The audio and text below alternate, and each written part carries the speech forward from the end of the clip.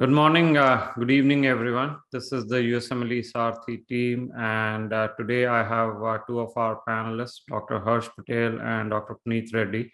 Both of them have matched, and obviously they have gone through this journey as IMGs. But let me give it to them, and they can introduce themselves. Then we have a set of questions we got from the audience, so we'll go over that, and then take your questions as well. So, Praneeth, maybe you want to get started. Sure, Pawan. Hello, everyone. I'm Praneeth Reddy. I'm from India. I'm a recent graduate. I matched this year, and you guys must be knowing me from the YouTube videos. I've been working with Sarthi for the last few years. So hello, everyone. And yeah, I hope we can answer some of your questions today. Harsh? Yeah. So hello, everyone. My name is Harsh Patel. I'm a 2019 graduate from Surat, Gujarat, India. And I'll be joining as an incoming family medicine physician at the Mayo Clinic. And I'll be happy to answer any of your questions. Thank you. Thank you. So let's get started. And Praneeth, maybe you can take this one. So a lot of confusion around 2024. You know, some countries may not be eligible, a lot of myths and a lot of other things being passed around. So why don't you first tell us what is this 2024 deadline? Sure, Pawan. A big question. A lot of rumors, a lot of hype, and confusions going around this 2024 rule and deadline. So the truth is that yes, ECFMG has changed its rules on who are eligible to take the USMLE and get ECFMG certified, and that is a truth. But the myth is that the myth and the rumor that's going around is that certain countries and certain students or applicants will not be able to pursue this journey after 2024. There are ECFMG didn't leave us in the dark. There are very clear rules. There are clear workarounds on that. So yes, that's the truth and that's the myth. So, okay, so there is a deadline upcoming 2024. And the myth is that certain countries, including India, may not be eligible. Students from that country may not be eligible. So that's a myth. Now tell us the reality. What has changed in terms of how ECFMG is going to go about it? Right. So the current rule is that for someone to be eligible to apply for the USMLE exam and get ECFMG certified later on, the criteria is that your medical school, the medical school which issued your diploma, your final medical diploma, that should be listed on the World Directory of Medical Schools website, and it should have an ECFMG sponsor note on the notes section. And we discussed this before in our videos, and let me quickly share the link with you on the chat section here. You can just go to this website, look if your medical school is listed on that website, and if ECFMG sponsor note is present on your medical school's thing. So this is the current rule.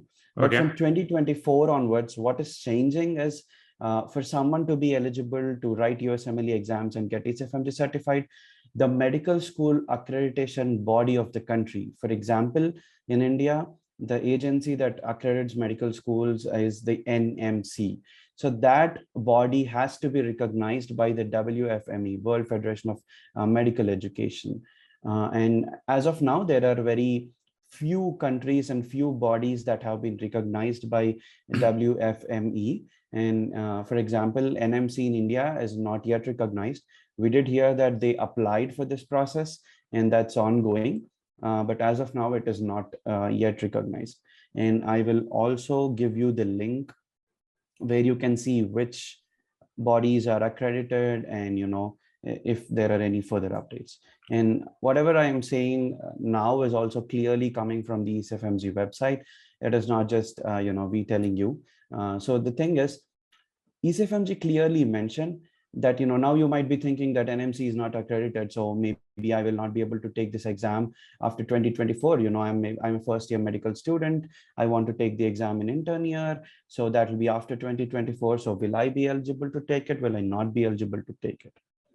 So ECFMG has clearly mentioned that if you just apply for the ECFMG certification process, or what is called as a certificate of verification, or very simply what is called as the Form 186 process, if you apply for this process before 2024, you will be able to continue to take your exams and get ECFMG certified even after 2024. That is, despite those rules coming in, you will proceed under the current rules. Okay. Which is the W. Okay. So that is what ECFMG has clearly mentioned. So you don't even have to finish the exam. You don't even have to get ECFMG certified, or, you don't even have to apply for the exam. All you have to do before 2024 is apply or finish the Form 186. And, we can share the link of our YouTube video. We have very clear step-by-step process on how to complete this Form 186. But I think there is one confusion here. There is a Form 183 and Form 186. So I will clearly tell you what each of these means. Form 186, I said, is as I just mentioned, it is the first step for someone wanting to take USMLE. The first thing you have to do is apply for the Form 186. So this is the first step, and this is you applying for the ECFMG certification. Next step comes is the Form 183. That is after your Form 186 is approved. Whenever you want to take the exam. So for you to get ECFMG certified, of course, you have to take step 1 CK.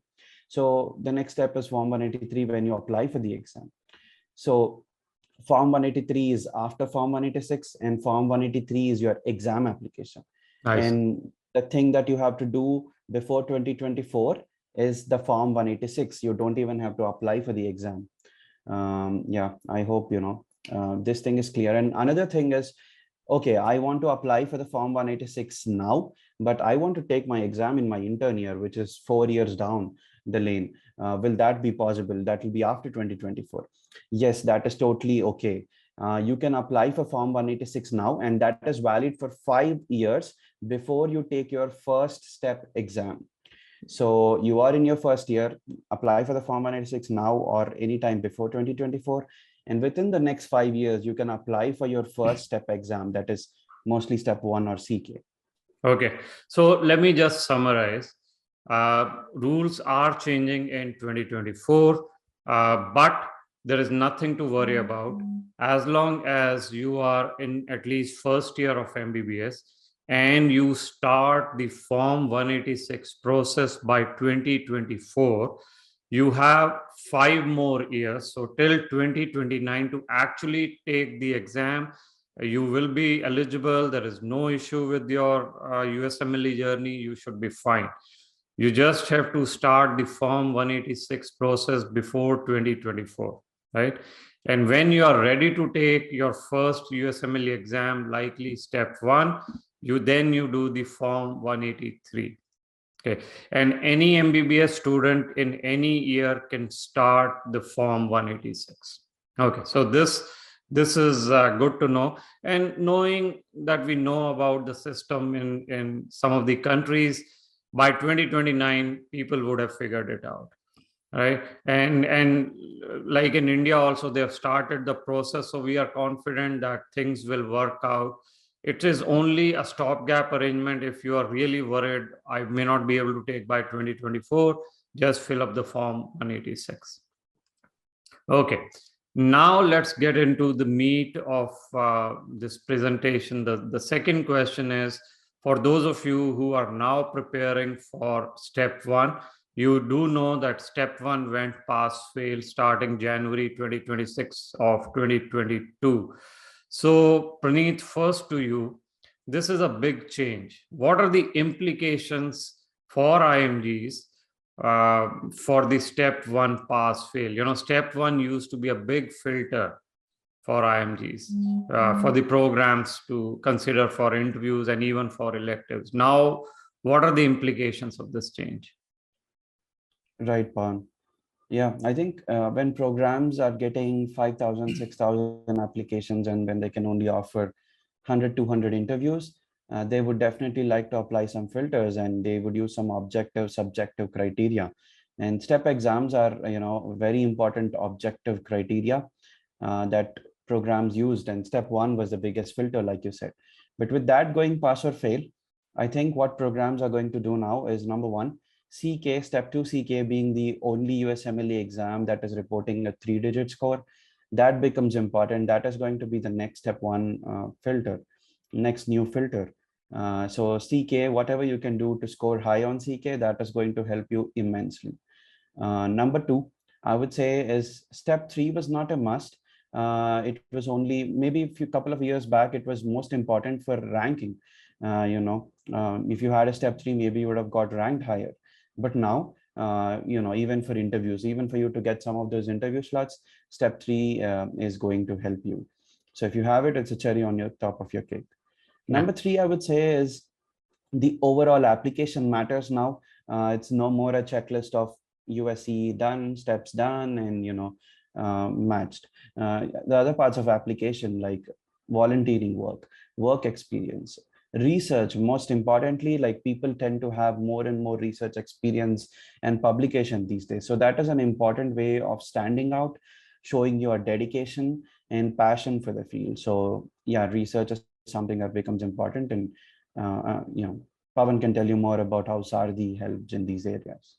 So yes, I'll come to research in a minute, but Harsh, you matched at Mayo Clinic, and volunteering and community service is big in family medicine as well. So do you want to talk a bit about how, given step one is going to go past or has gone past fail, the importance of other aspects of the application? Yes, definitely. As Praneeth mentioned, now since the main filter, which used to be the step one, is no more, is just a simple pass fail, the programs will be definitely focusing on the other aspects. So starting with step two, the most important. Now coming to volunteer work, like whatever volunteer work you do in your medical school or after you graduate, that's gonna be weighing in now. That's what we hopefully believe. And also the research work. Yes, most of the students right now are currently looking for research positions, and with the supply demand gap, the programs are also increasing some, like the research positions. They are offering various research options. So yes, the student should be wary about the opportunities available in the market. They should be focusing early on. Like research is a thing which you cannot just do right 2 months before the match. That should be a well-planned activity.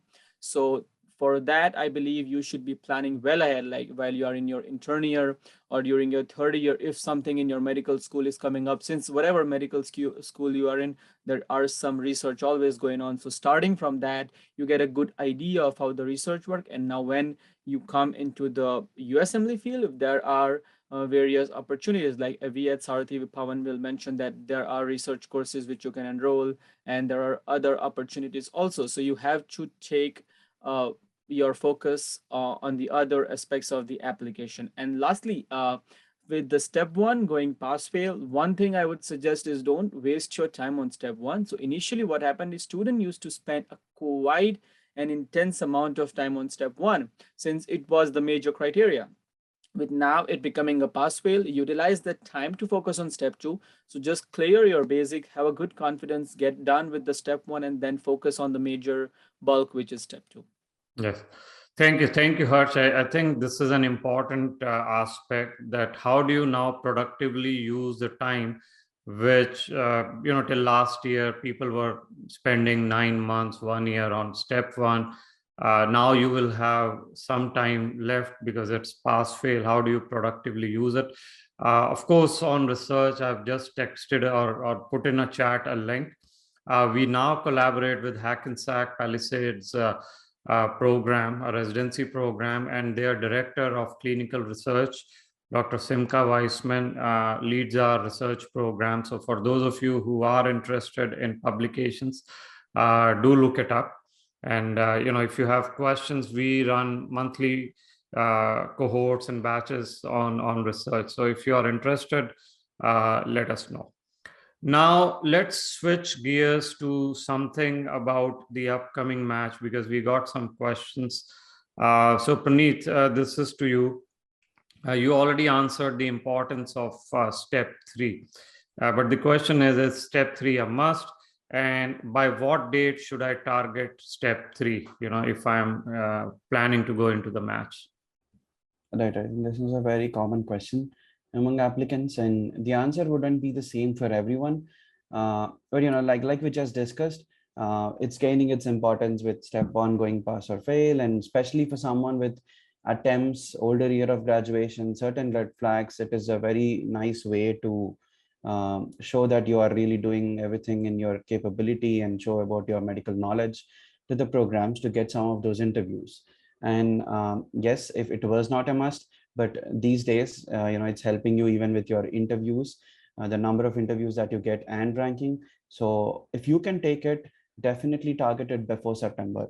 If you take it in, it's okay even if you take it by November, but if you take it before the application begins, you're going to get that 3 or 4 extra interviews, and you won't regret the hard work and the effort that you put in to take it before the application begins. So the best time to take it, plan it before the application begins. That is for this year, it is September 27th.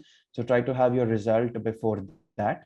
If you cannot, you should at least try to get done with it by October, November, and reach out to programs extensively and say you completed it, that was your score, and it's going to help you with interviews and getting ranked higher later on. Okay. One of the other questions, burning questions, is about visa.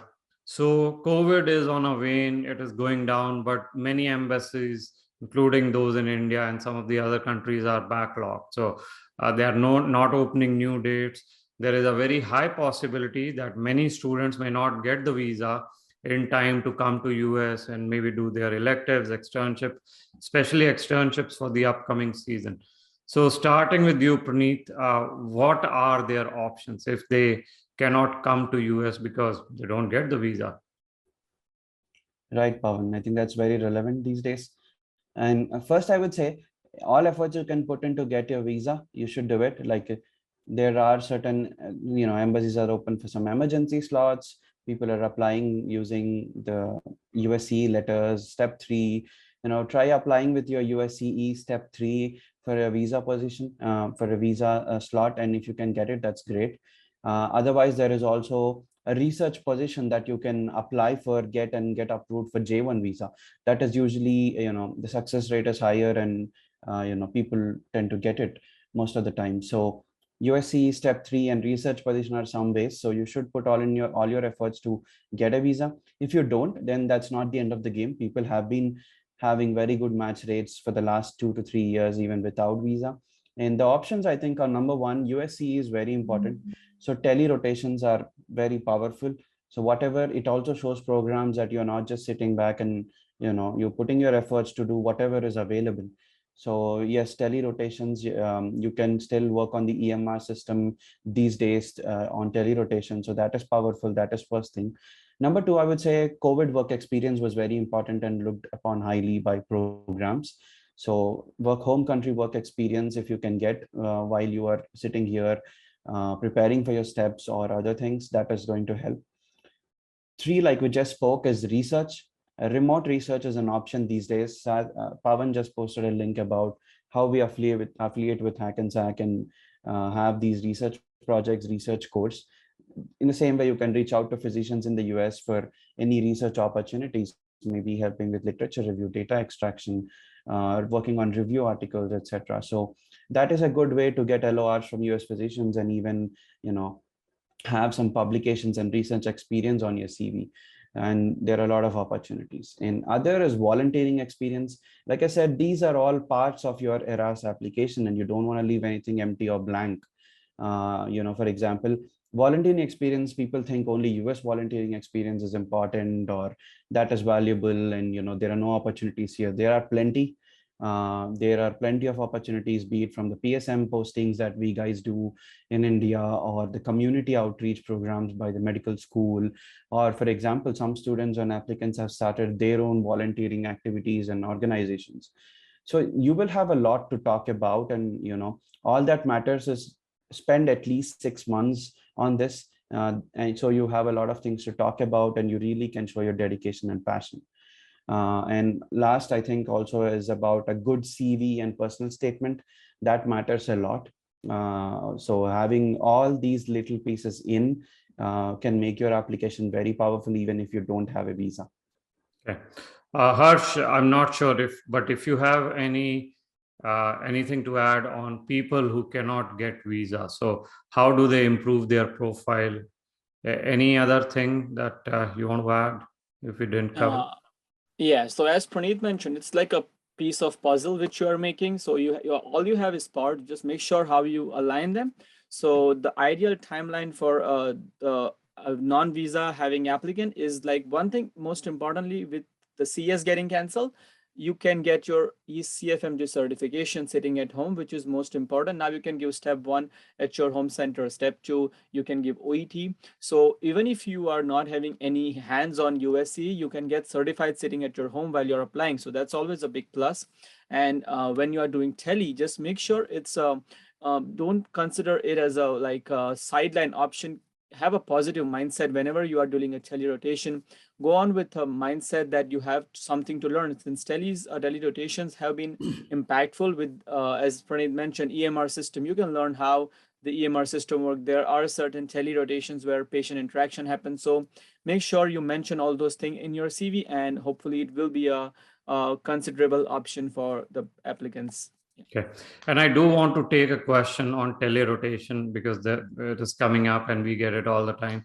Is telerotation equivalent as USCE, and will it help in the possibility of match? So of course, as our panelists have said, if you can get on-site rotations, that should be your first priority.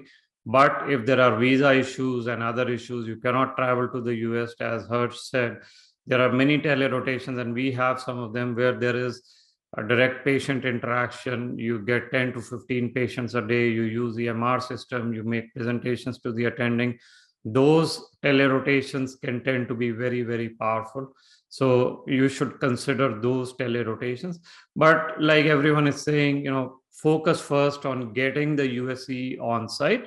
But all is not lost if you cannot do on site.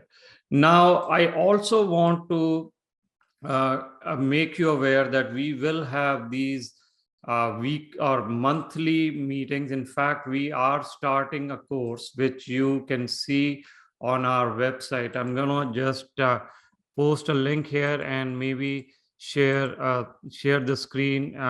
This course is being led by Dr. Praneeth Reddy here. And what we are going to talk about every month with a select group of students is all aspects of the USMLE journey. So this is USMLE from scratch to match. It is on our website. We will start in 2 weeks. You can look it up on the website. All aspects of match. There are 12 classes that will be in this program, in this course on a monthly basis, 1 hour class. So Praneeth, do you want to talk about what we are going to do as part of this course? Who is this for, and what can they expect to get out of it? Sure, Pawan.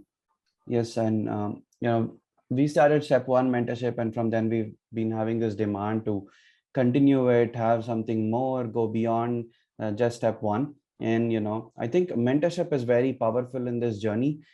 Being benefited from mentorship through Sarthi and otherwise, I know the power of it. In this journey, it can help you divert your efforts in the right direction, save some time, money, and maximize your productivity and your chances.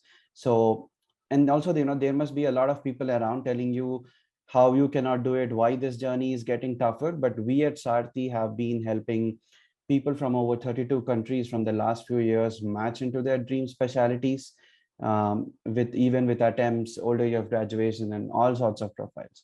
So we have created or designed this course especially for someone who is beginning of their journey or started taking their steps, or medical students. And this course consists of everything you need to know from the scratch to the match. We will have extensive classes on each of these. all those little things and even big things that you need at each step, the steps, the USCE, then research, then interviews and match and all those things. So those things will be covered in these. And also as a part of that, what they can get is networking. I found it very helpful to be in the Sarthi close community, network among my peers and panelists, and found a lot of opportunities that way. In other thing is, of course, you will have answers to your questions from the panelists who are experienced and who have done it, been through the process. You will have the answers directly from them. So that's going to be very helpful. Yes. Regarding who can take this, like I said, those at the beginning of the journey, those who are still taking their steps, and a medical student, it's going to be very helpful. And it's an yearly subscription. As you can see, the fee over there is $500, but we are also going to let you attend the first class by paying $25, and that will be accounted for in the total 500 fees later on if you want to continue. Yep.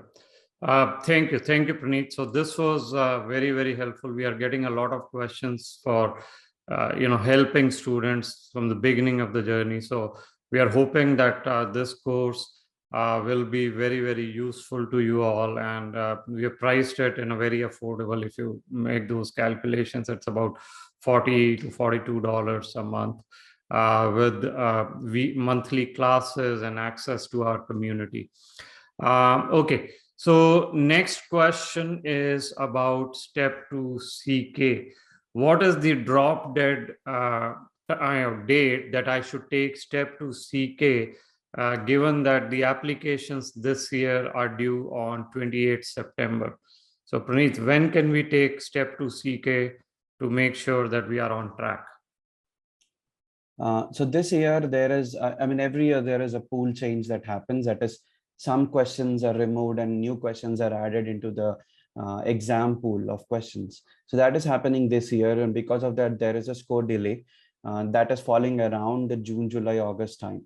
So I think it's very important to calculate that date and take the exam before, so that you have your result on time. And I think the date is June 27. If you can take your exam on or before June 27, you are likely to have your exam result on time, that is in 3 weeks.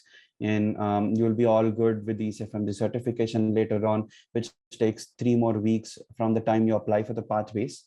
And you'll be all set for that September 28th date. If you take your exam after June 27, between June 27 and July 13, I believe, if you take your exam between these dates, your result is going to be out on August 25th. That might still be okay, but that is tricky because August 25th to September 28th, you just have 1 month. So you might have to get that pathway verification done, OET, letter of good standing, sent from your state medical board to ECFMG. So that might get a little tricky. I would say plan it on or before June 27. Thank you. Now let's get into the questions that we are getting on the chat. So those of you who are in the webinar, we are now taking questions. I'll start, and maybe Harsh, I'll go from the last question that is very relevant. Maybe you can help answer. How can I do volunteering in the US if I'm already in the US? What are the opportunities? So can you talk a bit about it?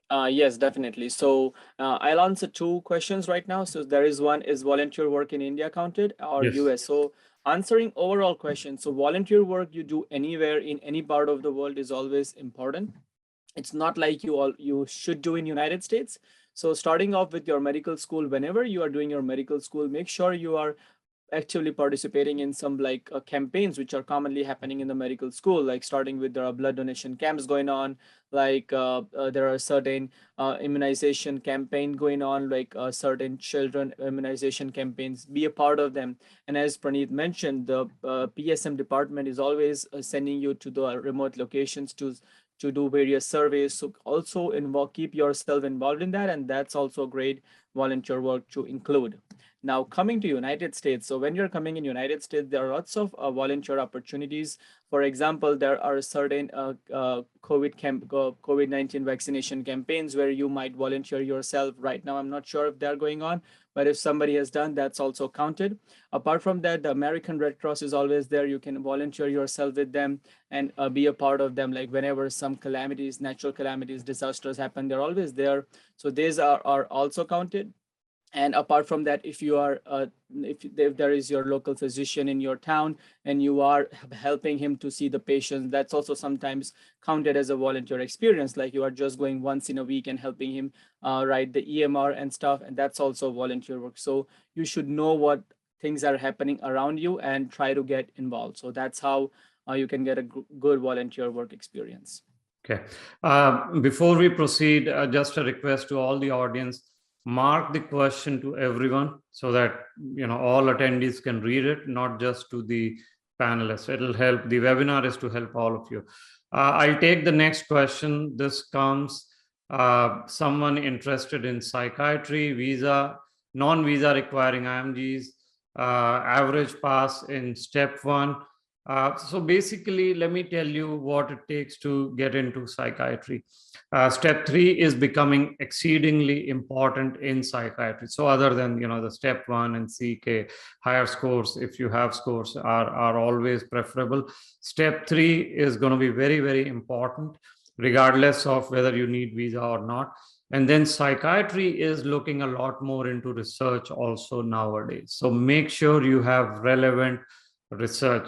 Psychiatry has become a lot more competitive over the past few years, with AMGs going into it, DO applicants going into it. So as an IMG, it is becoming harder, but it is not impossible. It's just that their filters have improved or increased in terms of step 3 and a lot of research. So that's something that you should be aware of. There was another question, Praneeth, maybe you can take. What happens if I fail step 1? How can I still match, and how? So maybe you can answer that. Right. So if you fail step 1, yes, that is going to be shown on your transcript. But of course, so basically what is lacking the program's view is that are you weak in the medical knowledge? So the best shot for you is to score high on your CK, high in the sense anything about 240 is good. And plan to take step 3 before you apply or before the rank order list deadline, and try to score around 220s on your step 3. So these are some specific ways in which you can show your program that there was something that went wrong only at that particular point of time with step 1, and you still have that good medical knowledge. And of course, other parts of checklist, other parts of the application needs to be stronger to improve your chances to compensate that step 1 fail. Okay, thank you. Someone is asking, I'm an old graduate, can I still match? So just starting the journey, and that's where, like I said, we have started this course for all of you, whether you are an old graduate or a student, someone in the beginning of the journey. So if you go to this page that I've just texted on our website, you can fill in a form. We will be in touch. But yes, it is possible to match as an old YOG. Like the panel has been saying, there are various aspects to match. Score is one of them. USC is another. Home country experience is another. So definitely it is something you can do even as an old graduate. USMLE journey, you can do it even as an old YOG. Okay. Someone is asking about OBGYN. So we did have a couple of OBGYN matches this year. OBGYN is one of the hardest specialties to get in for IMGs. Obviously, if you're visa seeking, then it becomes harder. So what it takes to be in OBGYN in US is, all these competitive specialties need high score. So let's keep that aside. That is a given. Then OBGYN or derm or those specialties, you absolutely need US research. Without US research for 2 years or so, it's very hard to get into these specialties in the US, because they need to be comfortable with you. They need to be aware that you have the system, the US system knowledge and all that. Now, what also helps in OBGYN is a home country residency. It's not a requirement, but if you have home country residency, and you have US research and you have high scores, then it is doable. Every year, if you look at the NRMP data, IMGs do match into these specialties. It just takes longer. So, this is also something we can cover as part of our classes. You're fit to these specialties. So for those of you who may be considering other specialties, a similar question: thoracic surgery, very, very hard. Non-US IMGs harder. Again, if you are a non-US IMG or visa-seeking IMGs, your best shot is to get a research position in the US on J1, so that it gets you in the system. You don't have to worry about going out and then you build your profile. So we had a match in Optha. The student was doing research in the US for 2 years. So you can look up the YouTube video. So competitive specialties for non-US IMGs or visa-seeking IMGs, research is your best bet. Okay. Then someone is asking, working as an ophthalmologist in UK, YOG 2010, want to give steps, apply to family medicine residency program, want to change the specialty. Is that possible? Yes, absolutely possible. If you already have residency, matching in a relatively easier residency, non-competitive or less competitive, is easier. Although, of course, family medicine prefers non-visa seeking applicant, but it is definitely possible. We have had that in past as well. What else? Again, similar questions. Are surgery branches difficult to get in the US? So understand that the difficulty of a branch changes over time depending on how the AMGs are also moving. Now, psychiatry is not surgical, but it is becoming competitive. Pathology is becoming easier. So part of it is that trend, but part of this is, you're right, it is also the interventional part. So anything that needs surgical and those aspects tend to be difficult because they are not comfortable with probably the training in home countries. So they want you to have more training in the US, maybe as part of research, maybe as part of other things, before it opens up for you. Directly getting into categorical surgical positions remains difficult. Prelim positions are generally easier if you are targeting general surgery or any of that. I graduated 2016, have 2 years of experience gaps. How will it affect my application? So Praneeth, maybe you want to take this. Right. Can you repeat the question, Pawan? 2016 graduate, 2 years of gap. Will it be a problem in match? Right, 2016, and that is more than 5 years. It's not going to be as easy as a recent graduate, but yeah, it's pretty much doable. All that you need is a good scores. Like I said, 240 plus on the CK is going to help you. And USC is a great way for you not only to have that checklist done, but also to network with physicians, other peers, and that way maybe you can get in some interviews from that. So yes, pretty much doable. 2016 grad, good steps in USCE, plus or minus research position. Okay. A question and from Sai: how to choose a specialty? Interested in internal medicine, neurology, dermatology, radiology, all at the same time? Obviously not easy, right? And this is something that we'll cover in our classes. Various determinants that, obviously score, your interest, your USC. But I'll give you one advice, which is, when it comes to the application, you should be crystal clear. You may have time to decide, but don't apply to more than 2 specialties in a season. That is just not possible. You will be in a bad situation.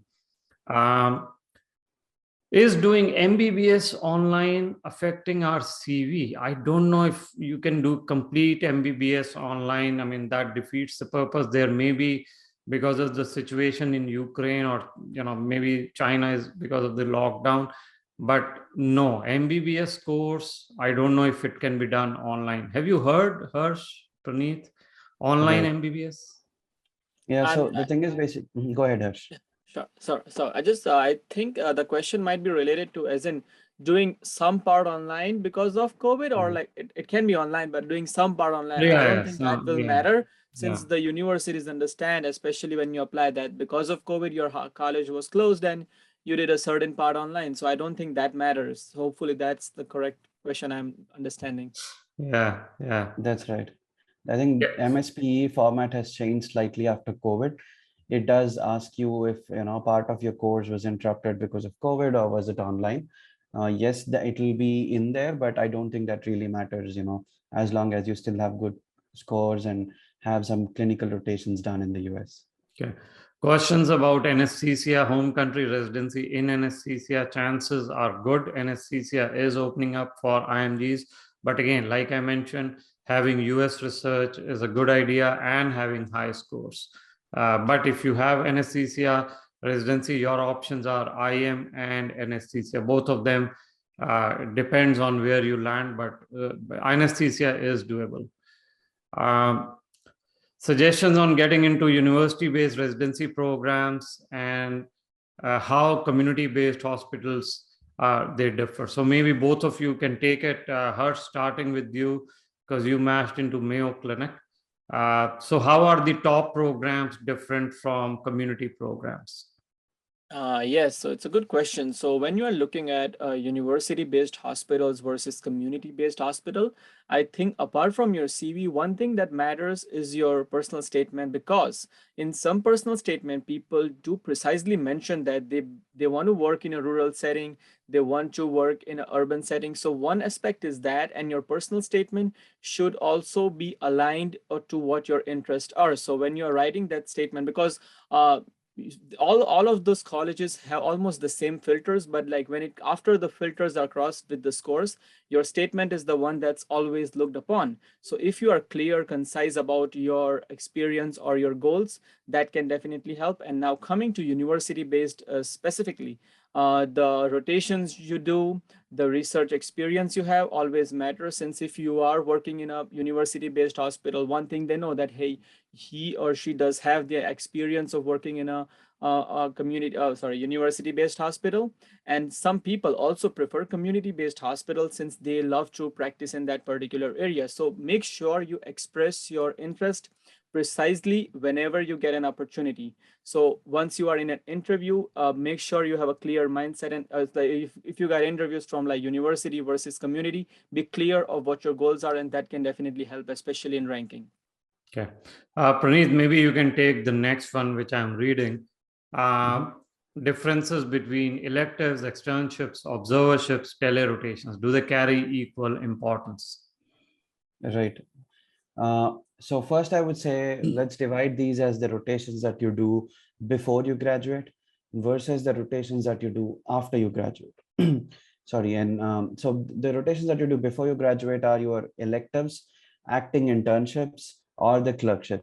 So these things are the things that you do before you graduate, and most common is electives.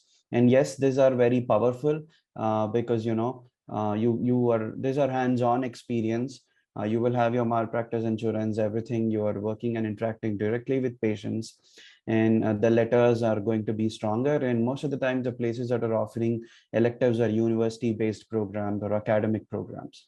So in that sense, electives are most powerful. Whatever you can do to get them, you have to do it. If you have an opportunity, do electives before you graduate. Number two is those things that you do after you graduate. So these are commonly observerships or externships. So observerships are not hands-on.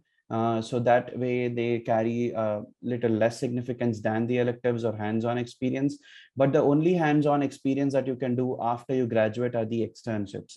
So after you graduate, if you graduated already and didn't do any electives, the thing that you should be looking for is externships. Try to get these externships because they're hands-on. You can get good letters from those. So yes, these are all the different terms on USCE. Okay, I'll take the next question.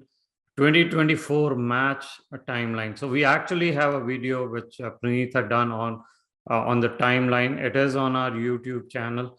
2024 is still a way out. So, we can probably discuss it in one of our classes, but the video should help you in general to plan for the 2024 season. Next question. If there is a halt or suspension during medical school for pandemic or other valid reasons, do they impact the CV? I think the question is if there are gaps in the CV during the medical education. So, Praneeth, do you want to take it? Right, Pawan. So if you're talking about gaps when you're a student or you've taken a break during your internship or otherwise, I think up to 6 months is okay, but anything beyond that is noticed and will be asked by programs. And you will just be, I mean, it is what it is. If you have a gap, you have it. That will not affect your chance of getting an interview, but once you get, your application will be reviewed in toto and they might ask you. And then you will be genuine and say whatever the reason is, and that will still be okay. Okay. The other question, and probably I can take this. I'm in internship. I have 17 months till September 2023. So they're targeting 2024 season. So I will apply in September 2023. Is it doable? Absolutely. And these are the things that we will talk about in our classes. Your timeline, when to do what, and how to pick those resources, whether it's step 1 or CK, to be able to do it for the math. So yes, it is definitely possible. Question: does MPH or healthcare leadership degree help in getting an interview or a match? I think it does. MPH is a good degree. It gets you in the US system. So assuming you're talking about a US MPH, it is a good degree. It will help you give good foundation. But remember, the clinical aspect is also very important. A lot of students just do MPH and they have a lot of gaps on their CV without the clinical work. Then it becomes a bit of an issue. But otherwise, a US degree can definitely help. All right, let me see what other questions we have. I think that is pretty much it. No other questions. So thank you, everyone. I think this was very, very helpful. Again, if you are interested in our course that we are just starting, for all of you who may be thinking about match in the earlier match cycle journey, look up this page. Let us know if you're interested. Fill up that form. We will be in touch. And for those of you who are going into the match this season, we have a panel to help you, whether it is your application or interview prep or things like that. We have started. We have regular classes, and you'll meet all our panelists, including the 2 you see on screen as well. So last question maybe I'll take: is it a good chance to get research experience in US without prior, or research jobs in the US?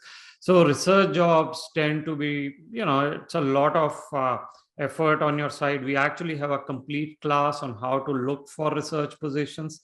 But yes, regularly students get it, even those on J visa.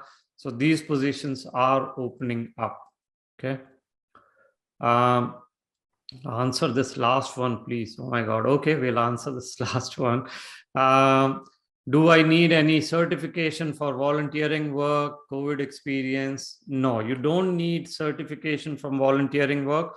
It is your discussion in the interview and how you articulate it in your CV that mostly matters. Community work is giving back to the community. It has to show your passion. It has to show how you help the community. More than the certificate, you have to communicate these aspects. Okay. All right. It is not required to have home country psychiatry residency for psychiatry match. Okay. So psychiatry can be done without home country residency. It's just, step 3 and research are important. All right. That was all that we had.